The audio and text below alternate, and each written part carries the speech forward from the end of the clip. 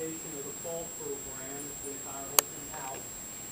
And the program will be entitled Charles Eastman, the story of the first Native American to become a medical doctor in the United States. It's a terrific story. It's an individual that was born in the people.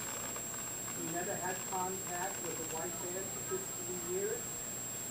Graduated in circumstances that are fascinating. He attended Dartmouth, graduated from BU Medical School, ended up at Wounded Knee, that famous battle, and he went on, and is co-founder of Boy Scouts of America, YMCA, Campfire Girls. It's a tremendous story, and I hope to present it and make it as interesting as I possibly can. That will be, I believe it's August 16th. You will get information on it. It will be on a Thursday. So I hope you can all attend. Is there anything else, Lois, that I forgot? Not a thing. Okay, so, as soon as we have a date, you will know about it and put it on your calendars and bring some friends. We were talking at our table about some of the senior housing areas and the lack of participation in our program. So if you have a friend that's in one of our senior housing places, offer to bring them. And that's a great one to come to in August. It's free and get an idea of what we have. If there's no new business, is there, or has any new business? Primarily, however, it is a recreational haven. How many have you have been on the Erie Canal? Yeah, a few of you, right? I mean, there's everything on there. It's a 360-mile canal. You have bicycling now on the towpath where the animals were. You have trails, you have mini cruise ships, marinas, boating, hotels, gambling. It's a cheap way to see what canals look like. You don't necessarily have to go to Venice to see a canal system. I hear it makes a great one-week trip. So if you're looking for something close and something different, that may be the trip for you. Who built the canal? Laborers, contractors.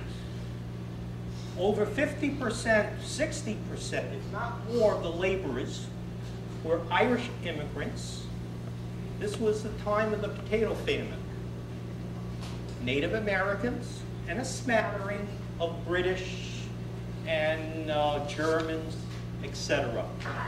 They earned about 80 cents a day, which doesn't sound like much, but it was 3 times what common laborers would get.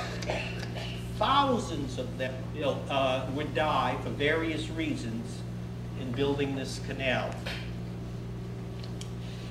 You have to remember, in 1817, no heavy equipment. There were no Erie diggies in that first canal.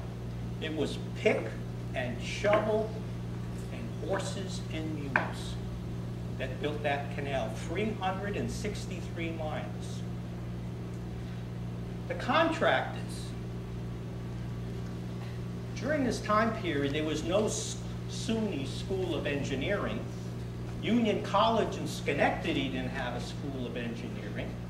It was simply wealthy farmers who probably had a little bit of education and certainly had to have some mechanical aptitude, and they were given portions of the canal to complete, and then they were connected.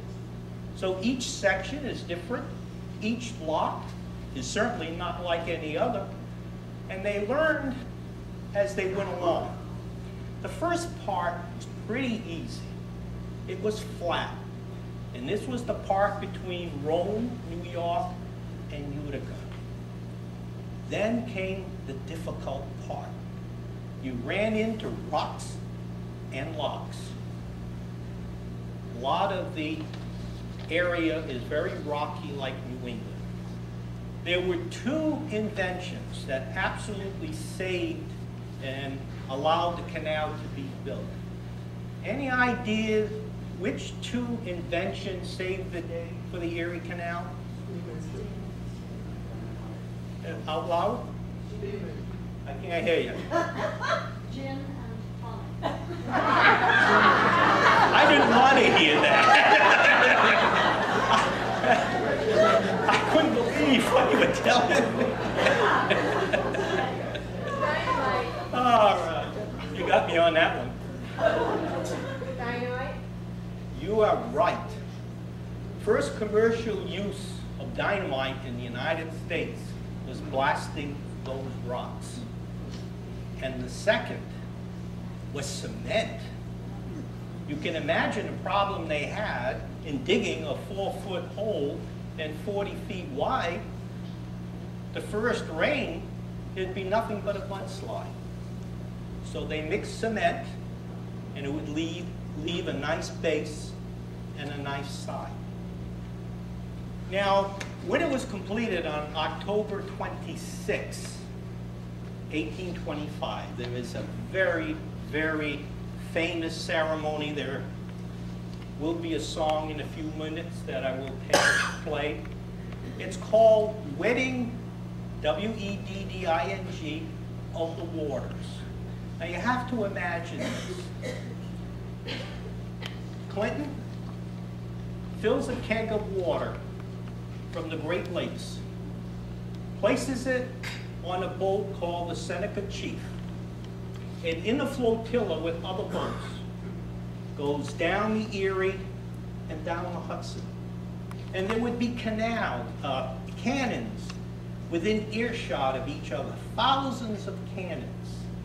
And as he arrives in New York Harbor, he would ceremoniously empty the water of the Great Lakes into the Atlantic Ocean